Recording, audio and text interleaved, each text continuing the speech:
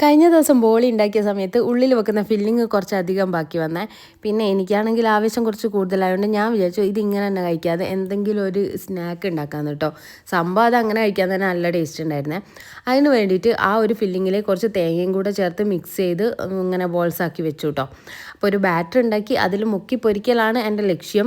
അത് ശരിക്കും തേങ്ങയും കൂടെ ചേർത്തപ്പോൾ ഇങ്ങനെ വെറുതെ കഴിക്കാൻ നല്ല ടേസ്റ്റ് ഉണ്ടായിരുന്നേ.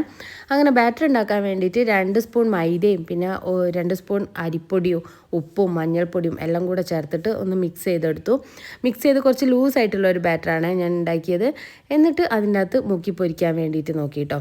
ആദ്യത്തെ 1-2 ശരിയായി, കുഴപ്പമൊന്നും ഉണ്ടായിട്ടില്ല. പിന്നീടാണ് സംഭവിക്കുന്നത്, ആ ബാറ്റർ അടിയിൽ പറ്റിപ്പോകുന്നു. എന്നിട്ട് ഉള്ളിലത്തെ ഫില്ലിങ് പുറത്തേക്ക് വന്നിട്ട് അത് മൊത്തമായിട്ട് കരിഞ്ഞു പോകുന്നു.